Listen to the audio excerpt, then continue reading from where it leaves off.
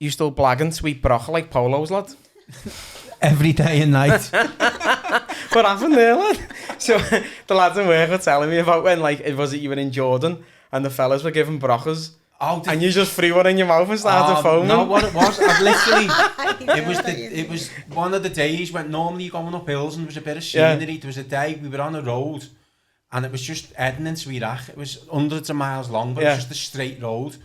And it was the most boring bike ride ever. So I just kept going ahead of them just to get to the next station. But my bottle of water fell off the bike. Oh, no way. So when I got to the next one, one of the women from Marie Curie, that posh woman, she's named Pippa. Yeah. She's like one of the top people. She said, oh, Kevin, you do look bad. What's wrong? I said, I think I'm dehydrated. She said, what was it? Fabian, get me some, what was it called? The rehydration tablet. So next minute she gave me it. And it was meant to put it in my water. I threw it in my mouth and it was coming out my ears and everything. That's just a normal day for me. I love all stuff like that. I could sit here for hours on end telling you Frank Spencer stories like that. And are you still going to the wrong meeting and throwing ideas around and all that? Oh, Jesus. Are you telling me secrets now? That was, to be honest, that was good for me. Because I got used to speaking in front of people and that. But yeah, I love all that. It was unbelievable. Someone said to me, get a phone age concern, and because they'll be good, they sound good. It was an idea. I had the idea of an hour for others for a week. Yeah. Phone age concern. They said, oh, that sounds good. Come in. Didn't have pen or paper at the time. It was from a building site. And everything. I didn't know. So turned up on the Tuesday. I knew where it was going, age concern in town. Couldn't remember who I was meeting. Yeah, just turned up. The woman said, just sit there for a minute. We'll find out who you're meeting. Yeah. So she's phoning around everyone. No one had no one knew who any it was. clue or anything. She said, someone's coming down to take you in the lift to go to the boardroom. And I'm thinking, the boardroom? I don't remember saying I had a meeting in the boardroom. So she took me up in this big posh lift, comes out, opens this big oak door, massive big table with like 30 people around the table all wearing suits. Must have been like the that. AGM. I'm just like that with this idea. Next thing that the fella said, what is it you do? Like, so I told him a little bit. He went, okay, so we start the meeting. He said, we've got Kev Moorland here, you can start. So I'm standing up talking about this idea and everyone's like looking at me. The whole room's like nodding and taking notes. Then I'm burning up and everything. At the end, I'd never spoken in front of people in my life. At the end, he said, right, you've got questions. They all start asking me questions. So I'm answering them. I'm literally, I wanted to jump out the window. Oh, no way. Next minute, the door squeaks open. This girl's head pops in and said, "Is Kevin Moorland in here?" I said, "Yes." She went, "Linda's waiting next door for you." So this woman who was supposed to be meeting was next door with the teapot. How long was you in there for? I was speaking for about 20 minutes. Oh my God. And then the door opened, but then it was weird. It was like it was meant to happen. Yeah. Because I just went in at the deep end and I thought nothing can ever be worse. That set you up then going forward, exactly. Definitely. I love all that, but it was mad. My face is hurting, I'm smiling that much. Oh, it was mad, honest to God. Oh, no way. God, we got loads of stories. I love stuff like that. We could write a book. We could seriously write a book. I imagine. So what I want to do, I want to sort of take it back then to your background, because I worked with you for a few years when it was Johnson's back then when you worked there and wear it, and hadn't changed yet. When I've been speaking to all the lads in work, a lot of them be like, "Oh, you got Kev on tonight, haven't you?" It's like, I tell them, said hello and all that. A lot of them still have fond memories and all that. Oh, we had the so we had a laugh in work, and all the lads have been asking about you. So they've all said sort of like you're a boss, genuine fella, and like Danny's really good mates with you, isn't he? Yeah, Danny Smith, Danny's been speaking to me sort of every day. Get Kev on, like when you're getting Kev on and all that. So as I said, I want to take it back. So where did you grow up? I grew up in Allerton. Did you? Allerton Road, yeah. Okay. He's a posh one. He's a posh one. I was a country boy. Where are you from? Scotty. She's done well. Hey, cheeky sod. Hey, on our first date, she was the posh one. She was using the napkin and all that. I was choking on the chicken bone trying to hide the boss. She had a napkin on. She's punching, isn't she, lad? Yeah. So what were you like when you were younger? Oh, I was proper lad, or when I got into like my teens, I was just a bit hard work. I think I was like my mum wanted 5 lads. Yeah. So when she had our Christopher's quiet and that, so it was still on. She wanted 5 lads. Then she had me and she said, "Choose enough." Finished. And that was it. Like, so I think I was hard to handle a little bit when I was younger. My dad used to go to the match from like the 50s. My dad was going to the match. Okay. And it ended up when I got to like 4 or 5, my mum just turned around to my dad and said, listen, you're going to have to stop going the game. You're going to have to start taking him to the park or something. Yeah. And in the end, my dad said, yeah, okay, yeah, sound. He never started taking me the to game. cop. Like, so I think on like, when, I know it sounds dead cheesy, but people say you get your education on the cop. It was like, to be surrounded by fellas, like my uncle, my dad, big union man, like my dad worked in Fords, my uncle worked in the Delco, and they were always like fighting for workers' rights and that, and the conversation for like an hour before the match, I'd just be listening to all the fellas and just absorbing everything. All dockers and everything in there. And it's generational, innit? Because now it's completely different. People are on the fucking cop talking about TikTok and all kinds of crap like that. God knows what they're talking about. Back then it's real life stories and you're absorbing it all. Yeah, and obviously, that was the early 80s, so the city was going through a lot of struggles. And everything, the football was the get out, so on the Saturday, all the fellas would be in the cop talking, and I think that's where I started to pick up me, like, bit of me rebellious side, you know, like, sort of getting on to. Because you're sort of ahead of your years, aren't you? Do you know what I mean? And you're a kid. Well, you say you're a kid, you're young, and you wear all these fellas and stuff. So yeah, and obviously it was all the talk was always about striking and better pay and stuff like that. So I sort of built in Liverpool. You build up that sort of resilience from an early age. Then it was literally just going to school, not really knowing what I was doing. Like I said the other week, I was like. Went to Colomendy, standing in the river with wellies on and a clipboard, didn't have a clue what I was standing there doing. I just never got to school, didn't get it at all. It's not for some people, is it? Do you know what I mean? Yeah. Some people I just think, I honestly think it was all aimed at like feeding your information, as much information as they can. And then if you can get that down on a pad, then you've done well then. Whereas I think I had a compassionate side, but that was never thought of as like being anything worthwhile. Do you know what I mean? Yeah. And again, going back to sort of being generational, like it's different these days, innit? Back then it was like you had to have a trade, you had to do something that you could see, touch, as you said, having that sort of compassion side.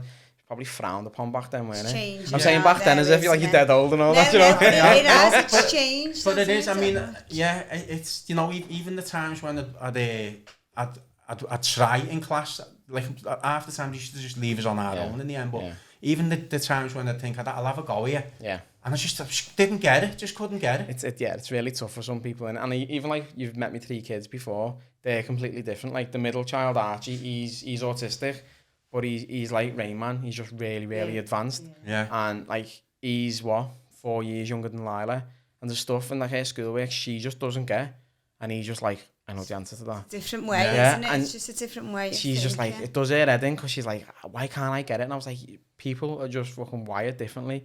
Like, 100%. Don't beat yourself up about it, you know what I mean? Like, she's very artistic, she loves drawing and stuff, she's very creative, so it's different. Same when we were kids, I think, obviously, if you did have autism or things like that, you weren't diagnosed or anything, so you were like, I've mentioned this in the past, like parents got blamed for kids being autistic in the past, you know what I mean? They didn't even hear the word autistic. No, exactly. Yeah, it's completely changed, hasn't it? Yeah. What was your upbringing like then, Jill?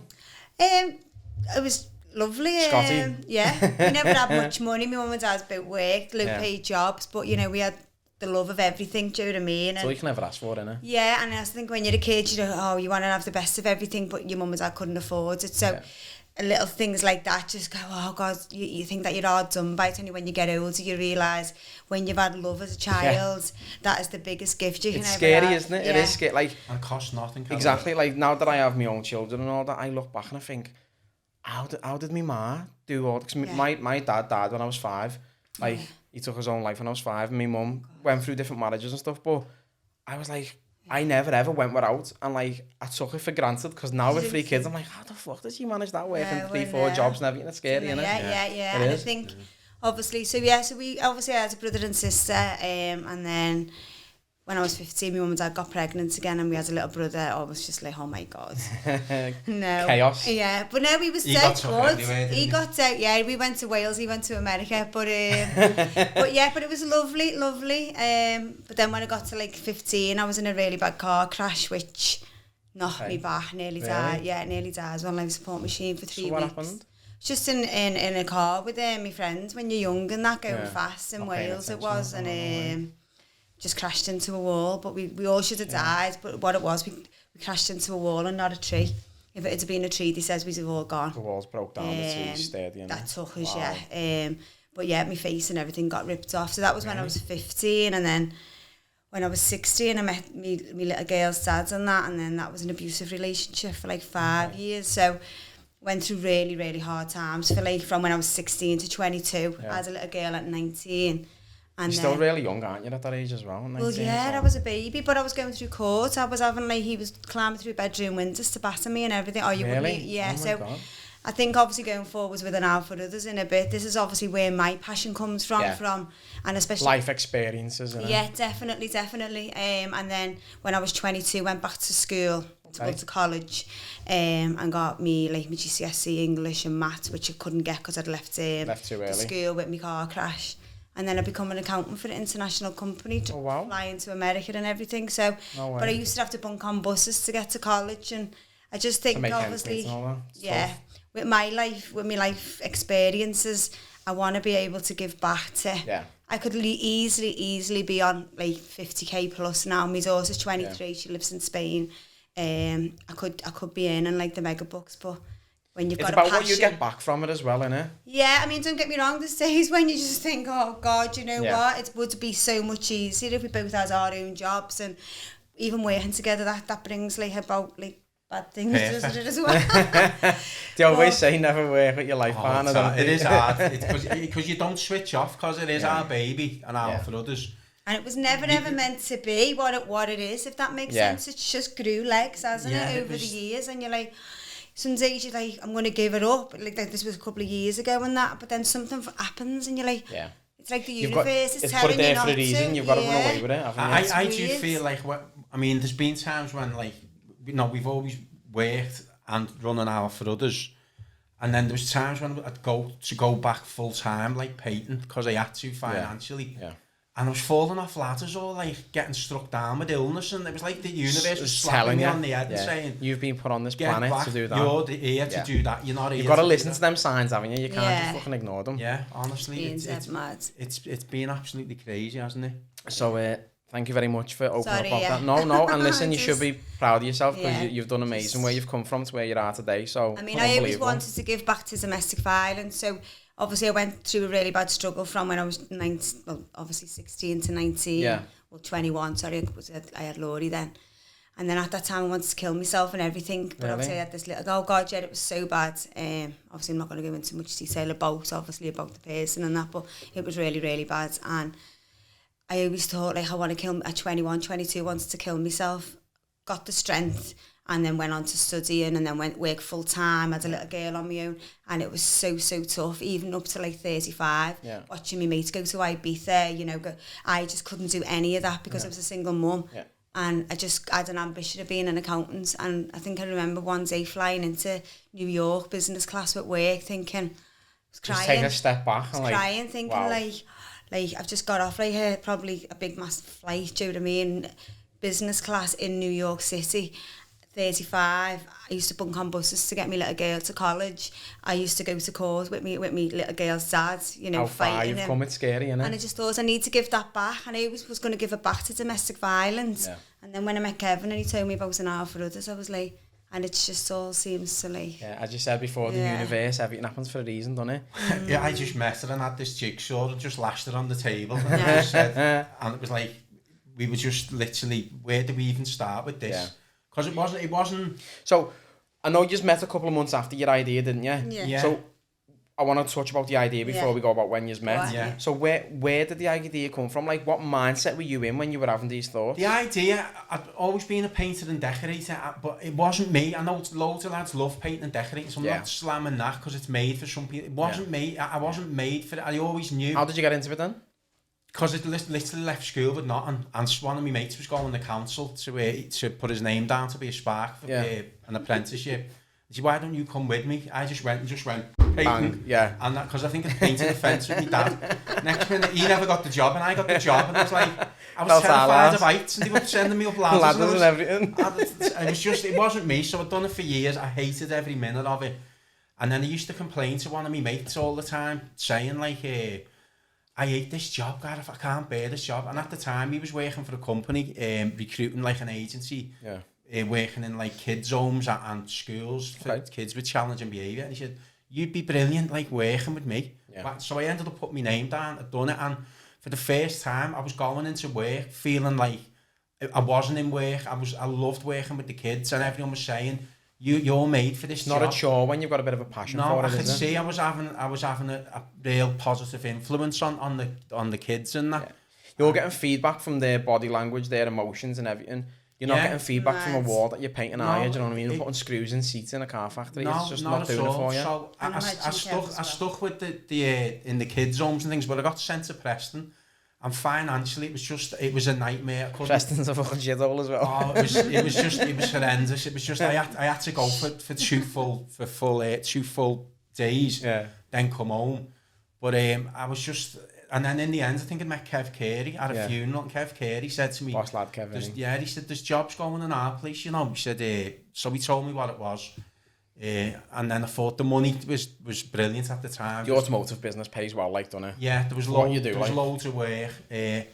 So I started in there, and I loved working with that. It's with just the lads, amazing. We just had the ball. Me and Danny Smith used to get split apart. We like kids. Yeah, like and back in school, getting told off by your teachers and all that. We used to be ripping each other and everything. But I just started to like I'd gone. My mum had died in 2007. My lad had died, so I'd changed and stuff the way I was, and I started to like read up on stuff, and the world was just getting me down. I was just like thinking, everything seems to be breaking down around me. The news was constantly bad news. Yeah. So I was constantly complaining and work on the line. I was on social media moaning about how the world wasn't. And one night I thought, I'm just complaining about the world here. What can I do? Yeah. Because the world's not going to change. I want to see a world. Change. Yeah, I want to see a world where everybody's helping each other, where everybody's kind, where people are nice, I thought. Because it's an energy, you're putting a positive energy back into the world. 100%. Like, you know, you can feel negativity, can't you, in cities and communities. So why can't you feel positivity? So I thought, what can I do? And I just went, right, I'm a painter. I don't mind painting if I'm doing it for someone. For a good cause. Just like a bedroom. Yeah. I think it just done me little lad's spare room at the time. And it like just transformed. He was made up. So I thought, that's what I'm going to do. I'm going to, for a couple of hours each week, I'm going to give my time. And then it just dawned on me, Jesus, this could be a massive, massive idea. Yeah. But it's just doing that one good deed. Because I had a guest on the other week, Mark Scanlon, and he said, like, there's some statistic out there where if you do one good deed, the ripple effect, that can have a positive effect on up to 2,000 people that day. Social value. It is, yeah. So you just decorating a room for someone, as you said, you've done it for years, it was your bread and butter. You feel positive because you've changed him, but then what effects that can have on so many other people? It's scary, isn't it? It was like, I had all them thoughts going in my head because I was thinking like revolution, because everyone used to talk about revolution as like going to smash banks up to him, and I thought, what good's that going to do? It's violence, isn't it? So I started all these things were coming in my head. Revolution, in the word revolution is love and evolution. And I thought it's about evolution and Don't love. play Scrabble with him because he'll have you off, won't he? I ended up, I just thought, you know what I thought it's the energy that you put in, and I knew once I thought, well, how I thought it was going to work was I'd put it on social media, right, I'm a painter, I'm going to go and paint someone's, 2013. Yeah. Oh, showing your age now. So I thought, I'm gonna like, that's what I'm gonna do. Yeah. So I just thought when I put it out there, everyone was gonna say, wow, yeah, I'm a joiner, I'm gonna go and like put a door up for someone, or I'm a taxi driver, I'm gonna go down there. But everyone sort of turned around and said, Kevin, that's a boss idea, what do you want me to do? And the thing is, a lot of people are scared to make that jump. Because you were the one who made the jump and made that decision, it's easy for people to just jump onto the idea then going, I'll help you then, do you know what I mean? But then, so that was when it started to be like, I'll help you.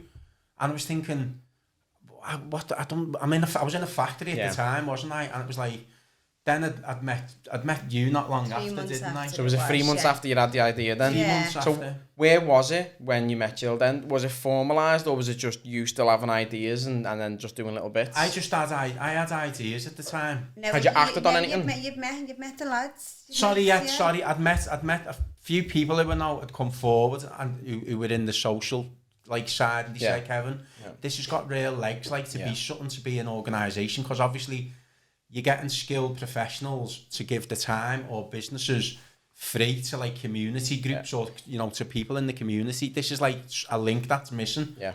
But you didn't have a clue, did you? I didn't have a clue. I had a tin and a... He was just like an excitable puppy. He had all these Still ideas is. and so much I just energy. wanted to run through doors, just painting Still people's is. houses, do you know what I mean? Just saying, But she was like that, no, you in your can't do overalls all and a that. belly Yeah, and painting your yeah. house. Yeah, but I would have done that. I'd just gone around Liverpool knocking on people's houses, Yeah. but obviously they know the red tape comes, doesn't it? But Yeah. I think obviously when I met you then in the February, he's had a little few words with like the lads from the social side of the city. But obviously, I think what it was with an hour for others, because we don't charge anybody for what we do, nobody really knew how to link it together. Even like the people who were in the social sector and that, they just didn't really. They were like, oh, are you going to be doing that? Are you going to be... It's hard because a lot of charities have some form of subscription and some sort of payment, and then you can say, right, well, I know I'm going to pay, and this is what happens. Use a non-profit at all, then, is it? No, because it was just... No, we're non-profit, we're charitable now, we're a charity, we're non-profit, we always have been non-profit and that, but it's like, we get, obviously, from a financial point of view, we have to, obviously, we do all fundraising ourselves. So because I'm an accountant, we go for galas. We've never really had big funds, and some even off the council and that, we've never had 1 pence off the council. We've never gone for it because we've always been lucky in regards to we do our own fundraising, if that makes sense, and because our overheads and our running costs are not even nowhere not that big. We've never really gone for the big funding. So we've been self-sustainable ourselves up to now in 7 years. Well done. And we've supported God. I think we've probably give over just over £500,000 worth of acts of kindness out. So that's people giving the skill, or even the Cotton Exchange, they give us their office for free. That's 10 grand a year. Yeah, it is. We've been looking at office spaces and it's quite expensive. That's amazing. But again, that's because you have put so much out there. Ripple effect. But that's it's a ripple effect. Everybody, it's just over the years we've had the businesses that have been involved. It's just been absolute. And again, it was just your little idea, wasn't it? And it's just it just went big. It went really big at the start because was it overwhelming though when it first kicked off? Yeah, it still sounds overwhelming now. Did you have a name for it when you met Gill, or did the name was already had a name for it when I met Gill, yeah. I was on our first date. You told me about it, didn't you? Oh wow. She should have ran. That's the only reason why I come over it. He was like, "There's a good chat up line here." Do you know what I mean? I know. No, I was good. Oh, that's lovely. I've always wanted think to if she knew like how hard it'd been, I think she'd have just said, "Kevin, just swear at me." How did you meet? We met on the internet. Did you? Yeah, we met on the internet. We're talking about... Do you know what happens? We're talking about generational and all that, and you just met on the internet. Do you know we've been in each other's circles for years. Do you know what? That's scary, because me and my missus, right, we both worked in the Echo Arena at the same time. We had the same mutual friends. All of her mates used to, when we'd finish work, would come back to my flat and we'd have like a little drink and that, because did she have Lila at the time? I think she had Lila at the time, so she'd go home because she had a daughter and all her mates. So we never, ever crossed paths. And then, like, on a weekend, I'd hang around on, say, a Friday with my group of mates from school. And then she'd hang around with them on a Saturday. We just never, ever crossed paths. And then I come across her on Facebook. Oh, did you? Yeah, and I just met her on Facebook. How mad's that? We're the same. We've got a picture with each other, haven't we, in parties, back to back. Stop it. I love all that. One of my good mates was with Jill's best mate, Dom, and I knew Dom for years. No way. And then another one of the lads. Even Danny, I knew Danny. I've known Danny for... Well, I've never known him really personal, but he's always been in my circle. Yeah. And Joanne and that, yeah. And so even a cousin Gareth, I'd actually met him. I knew Gareth anyway. I'd met him over this. Over an hour before he met me, yeah. And it was mad. Basically, I think it was one of the lads in the factory had been on one of them dating sites. and Danny said to me, "Why don't you go on it?" And I said, "I'm not going on one of them." I was literally one night, I just picked my phone up, went on it, and I seen Gill, and I messaged her. I think, what was the thing? I think, no, you said you were red or blue. He messaged you saying, "Did you know that the word revolution?" No, he asked me, was there a red or blue? Hey, did you know you have to put them hydration tablets in water? Do you know what? I've got a little story similar, right? So I had a little pack of the Broccas in my drawer, like the vitamin C ones.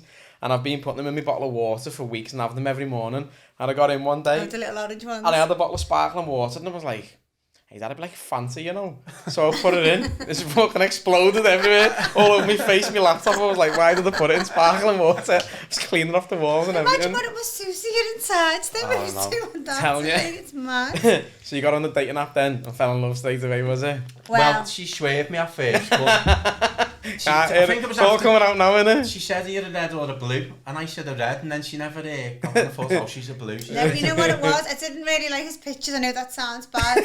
Oh, it's all coming out here tonight, isn't it?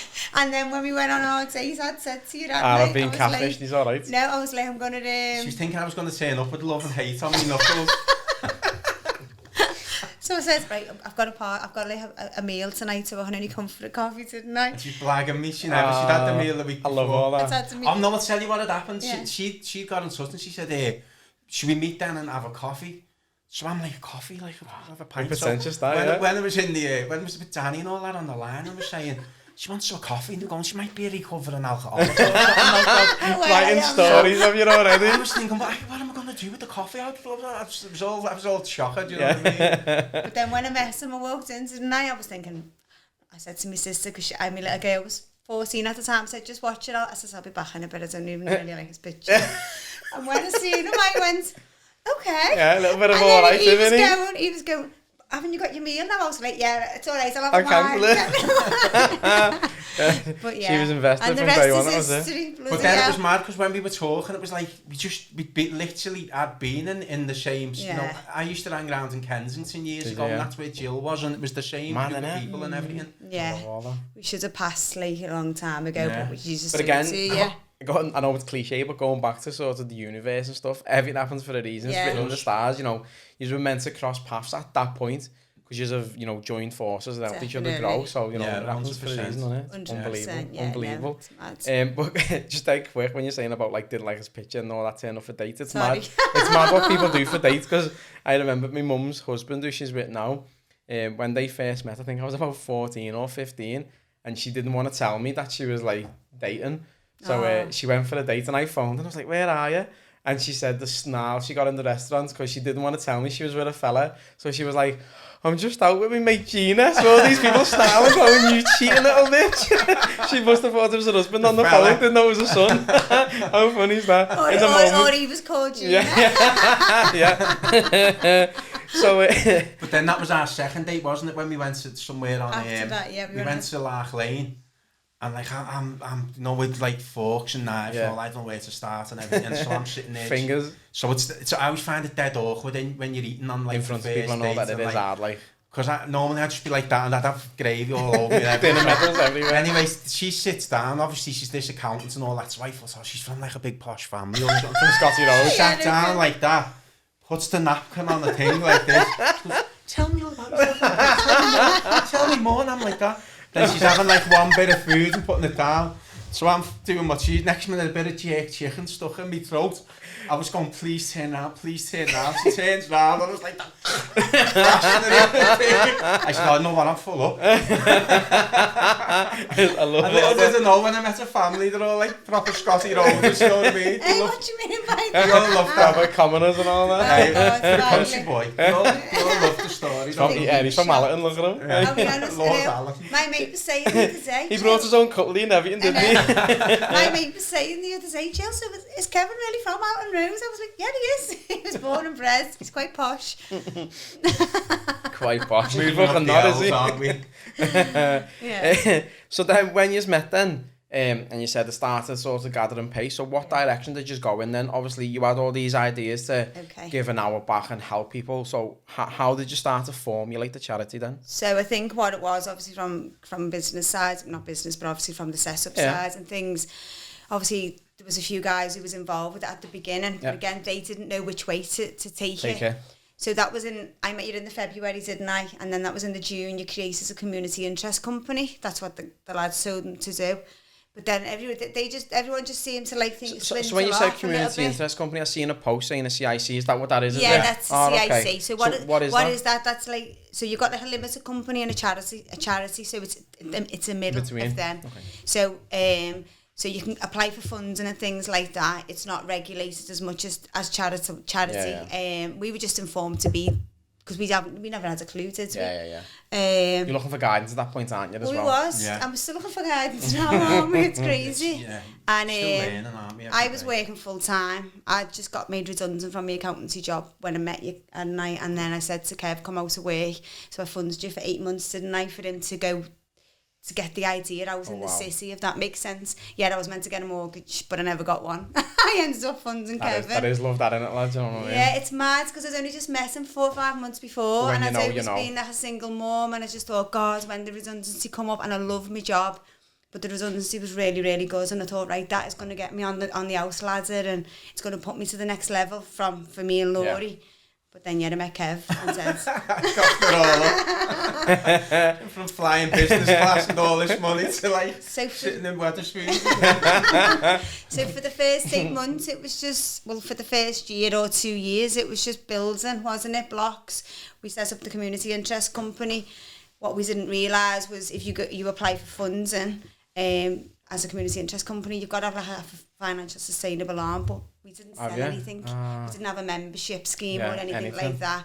So I think it was after 2 or 3 years, wasn't it? We just said, right, we're a charity. We're not a community interest company. Yeah. It was because the whole concept was somebody with a skill gives their time free. Yeah. So when we'd go for funding, when we were a CIC, they were always after, how you and we'd go away, wouldn't we? And we'd think, no, we're not changing like that concept just to shoot a funder. I'd rather not do it because it's the whole... It's not the reason you got into it. No, because it's about people feeling good, giving their skill back. And I know you said you're the painter and decorator, but you don't offer one service. You look for anybody to get involved to offer their service, don't you? Yeah, so you can't be like going down one avenue saying this is what we provide, because you're looking to provide everything. Yeah, well, it was like a lot of it got lost a bit at the start with the painting and decorating thing, because like I'd get mates of mine saying, that's boss Kev, I'll help you paint, and I'd say, you're not getting near the paint. I wouldn't have you in my... You're not just splashing paint down. I'm not putting my name against that, lad. So then they'd go away and they'd say, like, I can get VIP tickets for the match or something. So that was when we started. It was called the Acts of Kindness. So other people would say, like, I've got a caravan there for one of the families, or me and Gill would like go to Blackpool or something for the weekend, wouldn't they? And the hotel manager, we'd be talking to him, and like he'd say, oh, that's amazing, I'll give you like a room for... Boss. So that was the acts of kindness. Just the power of talking's unbelievable, innit? Just by having that conversation. Everyone I talk to and get me here, but whatever it is, people just say, I'll do that, then I'll cut someone there. Everybody loves it. I mean, we've had John Barnes going around the city all day, haven't we? For 9 hours, just like without even giving him a sandwich. And he just went and met like 9 families, just like the last Christmas. Because everyone loves it. Everyone wants to do good, but they're scared to take that step. You've provided that platform now to make... the platform, we get businesses all the time. Got some amazing businesses, like building businesses, decorating businesses. Then obviously that's the living space when we improve like the bedrooms or the living rooms. But then, Liverpool's got a terrible... heart disease, obesity, cancer is rife in the city. So the health and well-being was dead important for us. So... We've got a lot of health and well-being. That was another thing when I first met Kev. Like he used to say to me, this was like 7 years ago, nearly 8 years ago. Soon you'll see like a different setup in the high street. Like the food industry will change. Yeah. It'll be more health. There'll be the mindfulness, the yoga, the meditation. And I used to go, as if. Yeah. And then I swear to God, about 2 years ago. It just went bang. It's got that, you've seen it. It is. Domino effect. Everyone's doing it now. You've seen like the likes you're all connected consciously. You've seen like the likes of an hour for others going not an hour for others, but when you go on social media now, when we first started an hour for others, we used to speak to my family and that, and everyone would go, oh, that's a lovely idea. But they couldn't see the bigger picture. Now you go on social media, that's there, isn't it? Yeah. It's either helping the homeless, mental health. Everyone's become aware of our... If we all do it. And it's sad that it's taken so long for it to become sort of common knowledge and awareness, but... I think social media has been... Because at the beginning, people used to think, oh, what are you putting that up for? Are you putting it up for, like, for your personal gains and all that, I don't need to do that. But still today, some people are still sort of in it for the wrong ideas. Like, you get all the genuine ones, and then you get the people on bandwagons going, I want a bit of that. and they're trying to get into it and they're not into the wrong way. But they think it's an easy ride as well, and listen, it's not an easy ride. Blood, sweat, tears, everything. Yeah, it's because obviously you see the poverty and you see the mental illness, and we think. As you said, you had the opportunity to get on the property ladder with your redundancy money, and you decided to invest it. We're living with my dad. We live with my dad. We live with his dad because now. We live with my alpha. We've given up a lot. I mean, I ended up in. And people don't see that, do they? No. They don't see any of that. Wow. They just think, oh my God. But they don't see what the commitment that we've give. Some people do. Sorry, but especially when you say like you do your own fundraisers and stuff. So what type of fundraisers do you do? So we have an annual gala every year. Okay. Again, because I'm an accountant and I'm a bit of a businesswoman. I know how to like to get people's money. No, not even to get people's money, but to be honest, I don't. I always say when it's the ticket price, I always go, oh, God, it's £60 a ticket, guilty. But it's in the Hilton, and I go.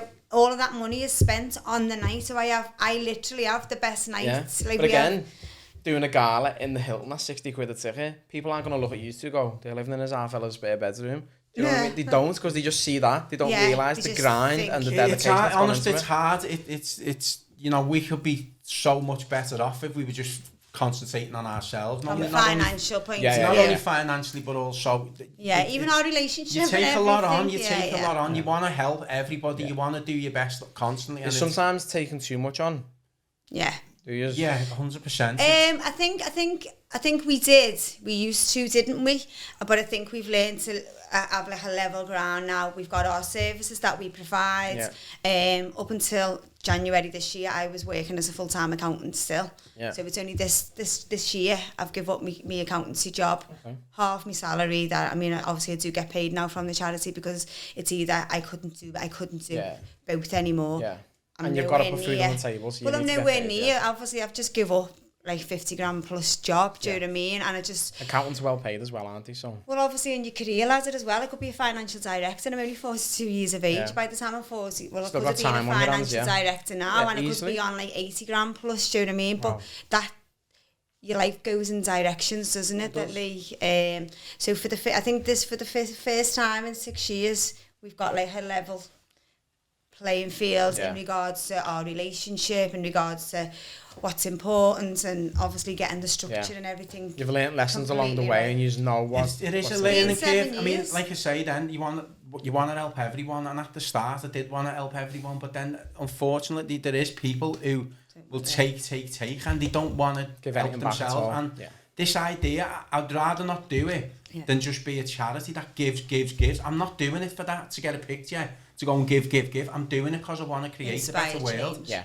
And I've done it because I'm creating a better world through me, because that's all I can do. So I want people to be inspired to bring their best version forward, and that includes like obviously the families and the people who we help. I know everybody is capable of so much more than what we believe. We've got the potential, and if we just all give a little bit back, we'll create a better community ourselves.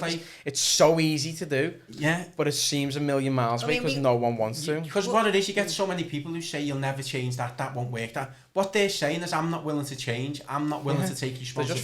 They're just throwing negativity into what they don't realise then is that their kids, they might be okay at home, but then their kids will come into like the same place as the kids that haven't had it. And it'll always come on your doorstep, won't it? It does. I just feel you'd be fanning the flames if we're just give, and people become in a comfort zone and just expect to be give. And no, in certain circumstances, you know, when people have lost partners or illnesses, that's a different circumstance. But in other circumstances, empowerment, because you know that they're so worth so much more, and they've got so much more potential. Yeah. So that's why we like our families to come on the groups that do a bit of get some free like mindfulness, yoga, dancing, get involved with some fundraising, build your own self-esteem, your own confidence. Get them out doing litter picks and things like that. By bringing people on board who you give to, bring them on board to then give back, they see the reason why you give, and it's just like a switch flipping, and they're like, oh my God, I get, because acts of giving is probably one of the most selfish things out there, because you feel so amazing from giving, don't you? Yeah. So when the people who've come to you in the past, like you've gone and decorated someone's bedroom and then you bring them in to go and do a bit of litter pick, they feel so much like happiness from just helping. It's mad, innit? It is scary. I think with Liverpool, you're in like the third generation, aren't you, of unemployment or drug abuse or alcohol abuse. You know, well, maybe not alcohol because it's been around for a long time. But the drugs in the 80s, that like with the streets, you're onto like your grandparents now, aren't you? And there's children now who. Not even the drug abuse, shouldn't even just say drugs, but it's obviously substance. It's just gone bigger and bigger and bigger. That family like breakdown has gone bigger and bigger in the city. Yeah. Some kids don't even Kev, they don't even have a bed, do they, and things like that. It is scary. And they go to school with no sleep, so they've got sleep deprivation. The health is obviously, you know, down, and then no one's cared for them. The mum and dad obviously haven't got the time for them. The school haven't got time because they're resource. That social inclusion has completely broke down, and it's loads. When you said about sort of not just alcohol and substance, relationship breakdown is probably one of the biggest catalysts for it. Because like, even if you just go back a couple of generations, like you very, very rarely hear of mum and dad splitting up, single parents. No, and now it's so easy for someone to throw a family away than fix it. The amount of people I know who are in shared custody families and stuff, and then I'm too busy to have my kids, and the kids are getting passed from pillar to post. It's the kids who get the tough, you know what I mean? And then when they are spending time with the parents, their head's consumed in a device, in a phone or something, and they're not getting that valuable time. It's scary. All of that now as well. It is, and it scares me, and that's why I wanted to do it, because I thought if we carry on, humanity will be gone, and that's as serious as it is. It's not, you know, our like, you're talking in generations that we can see, so our kids... It's not millions of years away. And it's like, so when's it going to start? Who are we waiting for to start this community to make it better? Who are we waiting to come in and wave a magic wand? No government's going to wave a magic wand and make it better. Chance. Nobody is ever going to make our lives better for us. We make our lives better for us by bringing our best version. And you know, respect, honesty, truth, compassion, kindness, they're all free. You're the master of your own destiny, aren't you? 100%. But some people don't realise that, and that's what we try and do. We're trying to instill it in mums who are going through a bad time. It's even like the teachers that we deal with, they all say, I mean, Mr. Barnes from All Saints, what was his quote that he said about us? I forget what it was. Just like, this is the future of communities. Powerful, that. And that's a head teacher who's been in the game for like, and he's he's amazing. He knocked on our door one time in Brett Rose, and I thought, who's this? So I was like, he had like proper, he was like, and he just walked in and he was like, right, what is it about? He says, I love that. Everything about it. And that was 4 years ago, wasn't it? And he's just been, oh my God, he's just such an inspiration. And even when we were talking before about in school, like the education just used to be like, and it still is academic, but he used to say, this was only like 4 years ago, wasn't it? Like there's not really the well-being, it's not in the curriculum. No well-being, no soft skills, anything. It is. But now it's starting. Times are changing, and everything that Kev told me 7 years ago, it's happening now everywhere, and I think, oh my God, like, is there something wrong with him? Premonitions and all that. They would just have, I don't know what it is. It's just I can get onto things. You further in advance. Do you know what I mean? Love all that. Yeah, no, it so is. With the charity then, so we've touched on different things that you do. So what are the core services that you offer then? Okay, so. Well, it's the improving living conditions, which we've obviously had to scale back during the coronavirus and that. But we are going to be starting them up together, aren't we? But in all honesty, it's come at a good time, because the loads and loads of the families who've engaged over it, you know, with the because we do a health and well-being services, so a lot of that's been like on Zoom. Then we've had like boxing clubs, football, dance, yoga, mindfulness. So that's two different services he's just mentioned then. Yeah. So we have two. That's why she's involved. He gets carried away and runs away with himself. Yeah. So we have 4 core services. So one of them is the home refurbishments. Yes. The other one is health and well-being. So that's obviously all the health and well-being sector come together. We have unity in the community. So that's all your businesses coming together and doing your corporate social responsibility. Okay. And going into like grassroots community centres and doing the gardening or the painting. Yeah. So it helps them financially. Yeah. And then acts of kindness. And that acts of kindness can be giving a kid a football ticket or sending a family on a stay away. So was that when Mohamedou Sakho got involved? Yeah. Was that acts of kindness? Acts of kindness, but home refurbishment as well. No, I think what it was, we had our first ever gala coming up in the Sylvestian, and we'd been putting a shout out for any raffle prizes. And next minute I got an email off Camellia saying, how can Mama do Sacho help? So I was howling, laughing. I thought it was Danny Smith. Having your own. I was like, oh, go away, Danny. Why isn't Danny turning up on a full Liverpool kit? So I was thinking, so anyway, I think we Googled Camille's name, didn't we? And it come up, she was, Sacho was like PA. Yeah. Wow. She's lovely, Camille, absolutely lovely girl. Anyway, so it was Sacho once, so she said, right, okay, where are you? So at the time, I was helping the PLS on a property down in Bootle, like helping them with a bit of painting. So he was going to come, Sacho was going to come and give me the shirt, and just present me with the shirt. Yeah. Then she said, no, he wants to come and do a bit of painting. So I was like, oh my God, are you messing? He was like that, you're not going near a fucking paintbrush, lad. I wish I'd never let him, because I spent half the time getting all the paint off the plugs and everything. Like that nice one, Mama Jim. But no, he ended up here. But then he was boss, but the press got wind of it and that. And he wasn't happy, do you know what I mean? Yeah. And we were, because it wasn't about that. He wasn't about that. He weren't in it for the press. No, and the press all got involved, came down and everything.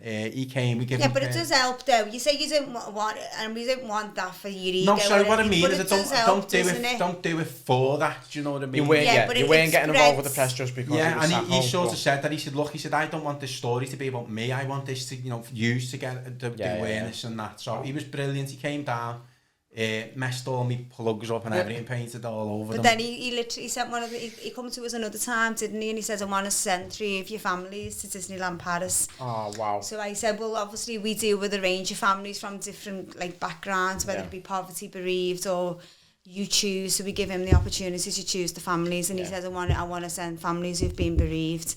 So we sent 2 families to Disneyland Paris. Oh wow, that's amazing, isn't it? It was, but then obviously I was working full time, and the airstrike, the Paris air base went on strike, didn't they, while they were there? So I'm in a meeting, and my boss is going, "Are you okay, Jill?" I'm like, "Can't get families back from Paris." So it's fantastic, but all little things like that always pop up. But he was amazing, and when he left for Liverpool.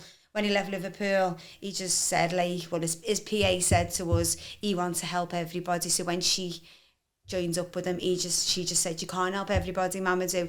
What you're going to have to do is help 3 places. So we have Senegal. Is it Senegal where he's from? Yeah. France, because that was where he was born. Yeah.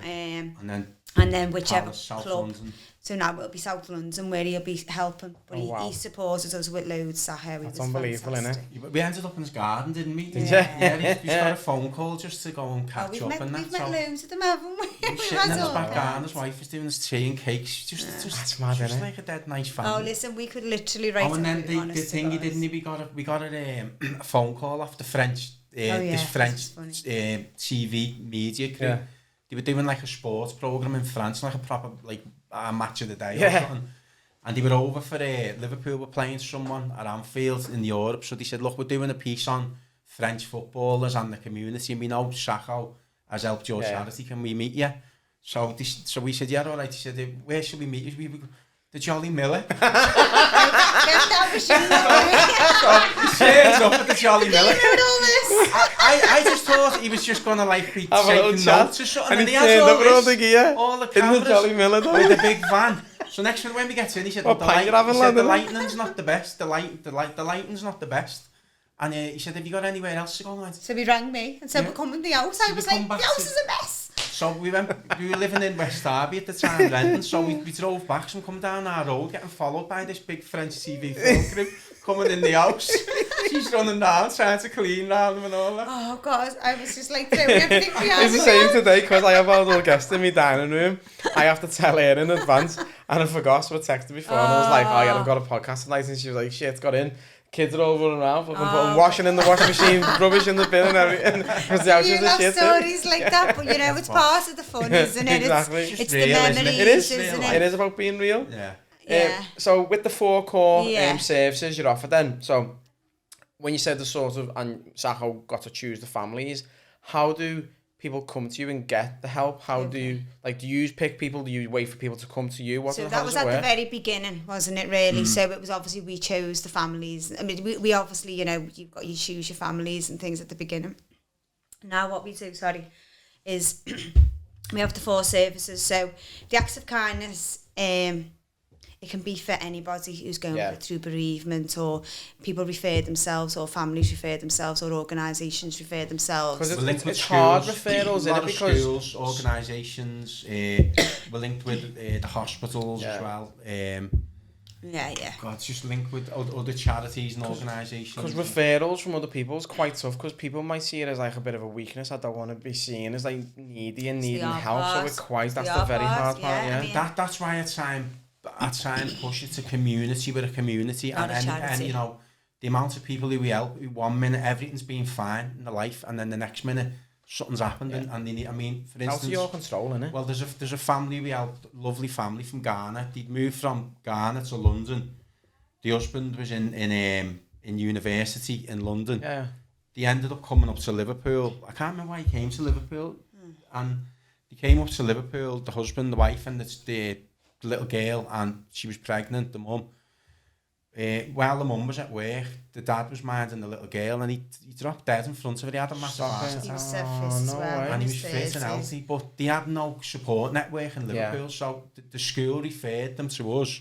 So families like that, it's like, I think what it is with what you're saying about the referrals, it's, some people don't feel like they need charity, and it's not like it's not charity, it's just, it's just a way of life now, isn't it? Is, and it's like food banks and everything. Like, no one wants to admit I need to go to a food bank, because they see it as either a negative thing, or, you know, something that's bad in social society. But it's, you need to feed your children. Whatever's happened, like with lockdown and COVID and everything, it's out of people's control. Everybody's we're going back to when I was a single mum. I literally used to walk around the Aldi counting. I had like probably £25 a week to spend on food for me and Laurie, and I used to walk around with the trolley, adding it up in my head. Like I spent 69 pence. Your accounting skills coming in there. I think I've just gone right. But yeah, and it's like, but there was no food banks then, and it was only like 15 years ago. But again, it's just, it's mad, isn't it, the society we're living in. We do want to give, but at the same time you don't want to be part of the same social security, whereas people just feel like that it's there. We want to inspire people to not have to use them, if that makes sense. I mean, and again, like it's a shame thing. People feel ashamed, but they shouldn't do. And then it's keeping up with society, it's keeping up with the Joneses, as they say, effectively. You know, they want to look at like this certain image on social media. It's even worse now. But they're struggling then to put food on the table, do you know what I mean? And it's decision making, isn't it, obviously, but we've heard families who have like had all the best shoes for the kids and that, but no food in the cupboards and things like that. And it's the city's got a lot of issues we've got to face, a lot of deep rooted issues we've got to turn around, isn't it? And we've got to look at ourselves and think, what, you know, can we not change in little ways here and there, and why do we live in a world where, like, you know, you have to sort of live this way? We have to look at think ourselves. if anything the last year's done, I think, obviously, even speaking to friends, family, and that, I think the materialistic things of life falling away. Hopefully. I mean, obviously, we still like nice little things, and you know, nice holidays and whatever, and we've all got it after.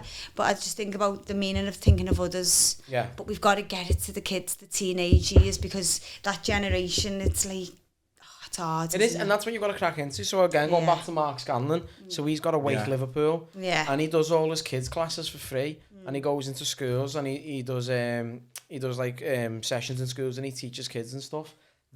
He said that's the most important thing. He said, yes, I can help adults and I can give back to adults now, but you've got to ingrain it from day one and change it for generations to come. And it's being a role model, like I say, what Mark's doing, and there's loads of other people in the city doing it, and that's what we're trying to do, is to be role models for the kids. So the kids are looking up to the likes of us. Yeah. And you know, like when I first had the idea and I was talking to people about kindness, used to get laughed at, like lads just go, well, Kev Moorland talk about kindness. Exactly. Now it's like, it is starting to, it's the more you do it and the more you push it, you start to strip away people's ego, do you know what I mean? And people start to think, hang on, it's not that bad actually. It's nothing on barriers, that's all it is. And that's what it's getting through to the kids, so the kids aren't looking up to someone who's stabbing everyone, or he's, you know, so-and-so is a nutcase. If it's the norm for society, kids going to accept it, aren't they? So, you know, we had like a little award ceremony last week with a few of the schools. We had 3 schools on, didn't we? It was like 4. So we had like 120 kids. Oh, it was brilliant on Zoom. Yeah, it was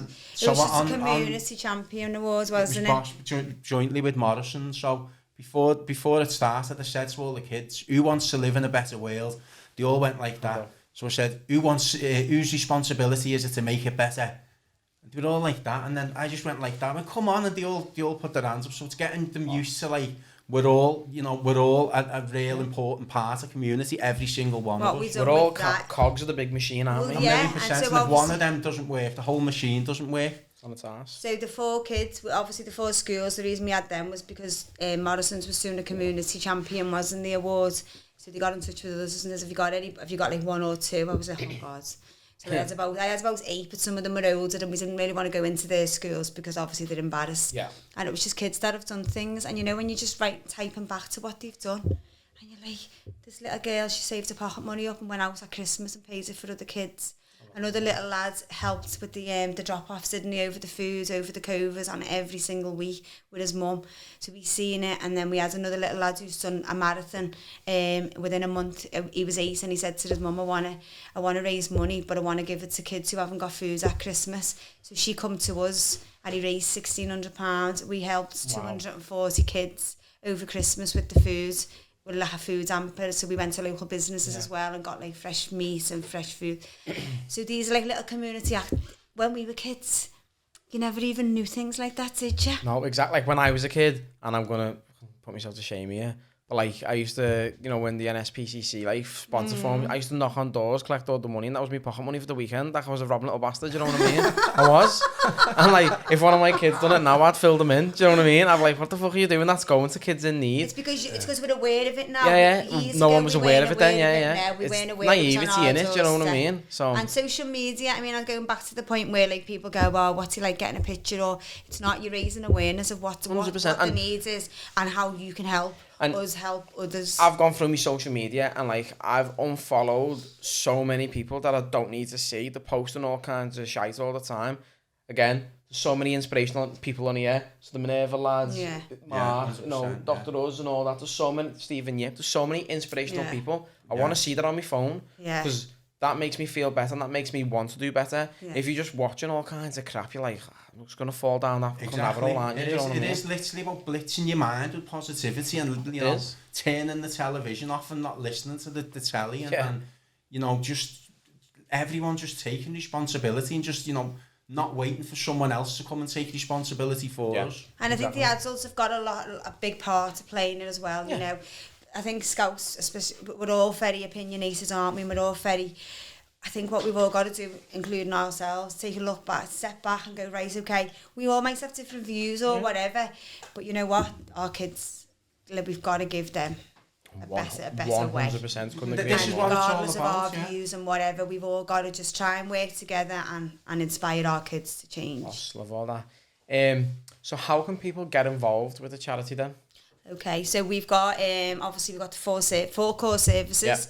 So if any, like, painters, decorators, health and well-being. So, no, for the home refurbishment. So it's obviously companies who deal with like home refurbishments. If they are interested, get in touch.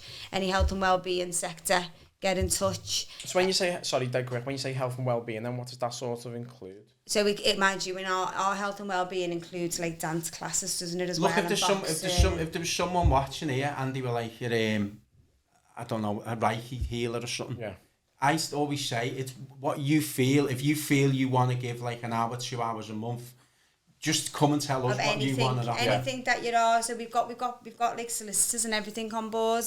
So that comes under our health and well-being, if that makes sense. We've got a finance expert. It's health and well-being. It's well-being, isn't it? So anything that anyone who's got like a skill, like hey, probably, and that we can always link it but that will come under our health and well-being. Obviously, the home refurbishment is like your painters, your decorators, and your furniture companies. Your acts of kindness is if you're a restaurant, if you've got a football ticket, a theatre ticket, come to us. We'll donate, whatever. And then obviously businesses come if you want to get a team building exercise for your staff. Come to us and we'll put you in a community centre and do some painting and things. So, and that's on the website. So for the website, the forms and stuff to apply on the website. Yeah, on the website, everything's there. The volunteer forms. The website is just getting updated at the minute. It's still live. Okay. But it's just we've got a marketing expert giving their time for free who's updating that. So it's just everybody gives the acts of kindness and we do it also. Well, I don't know what services I can provide, but I'll definitely be getting involved because it's an amazing cause. Even getting the kids involved, you know, getting the kids to come out and see things. Is... Thank you very much. Right, I'm going to move on to the little game I like to play, right?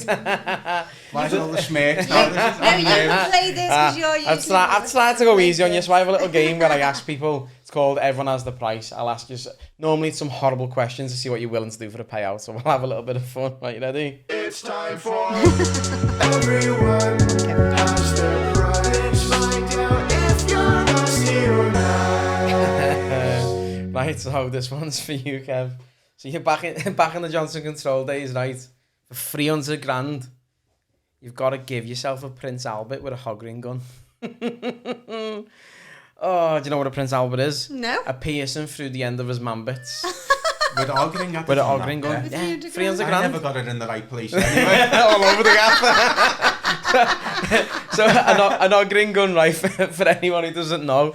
So in a car seat, you'd have your foam and then you trim like your leather on top, and to attach the leather, it's a gun with like a C-shaped like nail, and it pierces through and holds it together. And you said you'd do that for 300 grand? Yeah. What could he give back to the charity, innit? 300 grand is right. I love all that. Mortgage then. Yeah, give back. She used that all the time on you, doesn't she? Glad you fucking owe me though. I'll get an ogling gun for me Christmas present. I'll graph one tomorrow for you, I'll post it to yours. Oh God, there's been times when we've argued. I signed up 300 grand, right, I'll move on. This is for both of you then. Go on. So June the 21st, everything's reopened, right? You just go out for a nice meal. What's your favourite restaurant? Oh God. Do you know what I like? I like Gusto in town. Gusto? Yeah, I just like the food. Is that the one on the Albert Top? Yeah, it's an older one, but I do like the food. Alright, sound. What's yours? Jolly Miller. I was going to say Gusto. Yeah, Gusto. I'd say. Right. Yeah, we've always had nice meals, Gusto. haven't we? Right. We've never had like nothing. You're going for a date in Gusto, right? Yeah. And for 150 grand, the waiter comes over and goes, right, there's a competition on tonight for 150 grand. You've got to have a bowl of tapeworm, but like Lady in the Tramp, you know, where like they suck all the spaghetti and neck in the middle. You've got to do that with a tapeworm. Not a chance. No. No. I wouldn't. No. Real tapeworm. Proper tapeworm, like to come out of someone. Oh my God. It's warm and everything still. Oh my God. No, that's vile, that isn't it? Oh I actually seen one of them getting pulled out of someone the other day. It was about 20 foot long. Yeah, well, I was texting him on the way home from work, and I was like, I'm sure I've seen a documentary where someone has this tapeworm and they put it out in the garden and it like spans 2 double-decker buses or something. From inside you? From inside your intestines, yeah. Oh my God, that is petrifying. Oh, mate, imagine that, just like, no. She runs out the house if there's a spider. She's the same. Alright, so you. You're 300 grand up, but you've got nothing yet. She said no. Alright then, you get offered £1 million a year for the rest of your life, right? Yeah, I'll take it. But you've got to give up the charity and become a Tory MP. Just wouldn't be. I've said, you know what? I've said it from day one.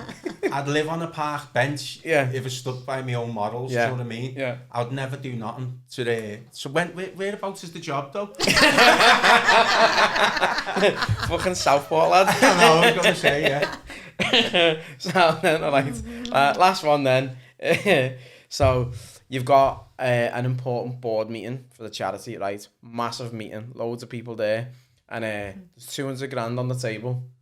Am I in the right room here? You're in the right room. 200 grand on the table, right? You've got to get up without saying anything and just start painting your face with white emulsion. Oh, I know. Like I was gonna say, like you did in front of that fella that his bird kicked him out, was it? Oh my God! No, there was a fella in Kirby, wasn't he? And Have some more. I know we were working together.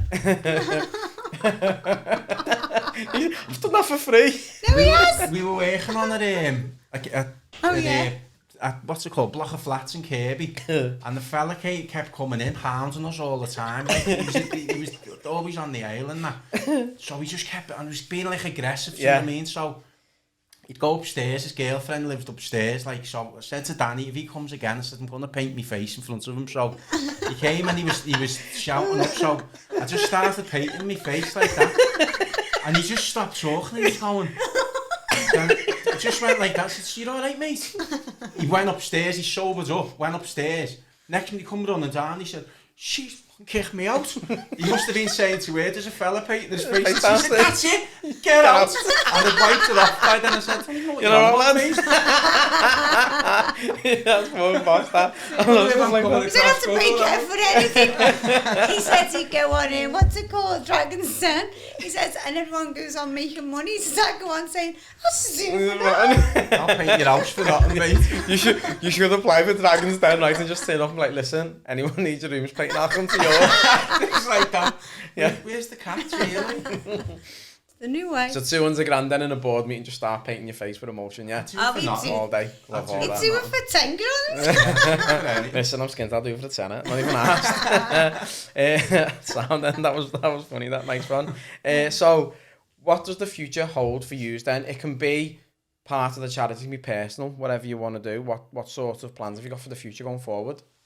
I mean, I don't want charity to get worse. You know, I see a lot of problems now with the kids' mental health in years to come is going to be suffering from now what's happening, and that worries me, you know, and I've been vocal, I've spoke out, I've stood on St. George's All Steps and I've got sent a video by Danny. And it, you know, because I don't want to sit back now and see so much things happening that shouldn't be happening to the kids especially, and I don't say nothing. Then in 5 years I'm like advertising that I'm helping these kids.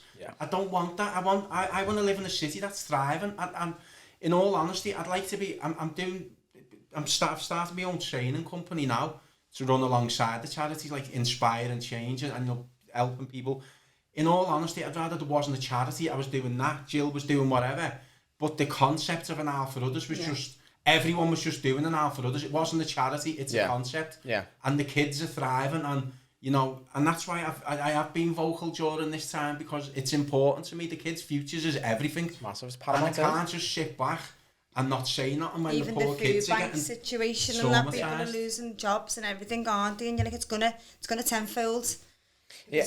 I mean, I know obviously decisions have to be made and things like that, but there's got to be. The kids are never ever thought about. Like, I'm gonna mention it. Like I seen a post today.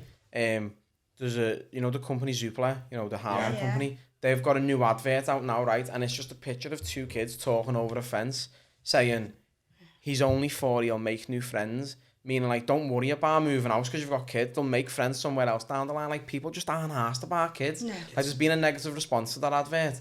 Like, people just...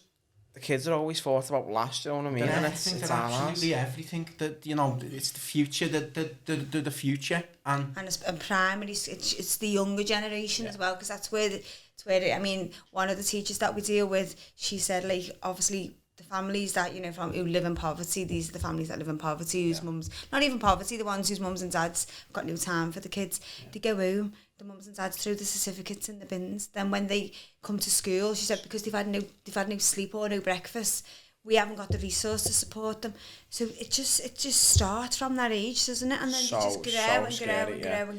Well, like, so sad. Melanie, you met before, she's a special needs teacher, and the amount of children who have attachment issues because of their upbringing in the childhood, and it only has to take a couple of weeks, a couple of months of sort of, I don't want to judge anyone's parenting skills, but bad parenting and stuff has a knock-on effect for the rest of their lives. It's so scary. That's the most frustrating thing, is that, you give your heart and soul, and all the teachers are and everybody is, and then sometimes they're going home to just like, they're just going home to... But then you've obviously got to make sure that the child knows that there's always a support system there for them. And that's 100%, but like you said then, Gary, it just has a massive knock-on. It just knocks the stuffing out of them, doesn't it? And whatever you do give, you can only control that little bit of time. You can't control everything that's going on outside of, your sort of realm. Exactly. And it comes back again to, love costs nothing. It costs nothing, love, and how you can't love your kids is just like... but obviously some people do have different upbringings from their upbringing, so they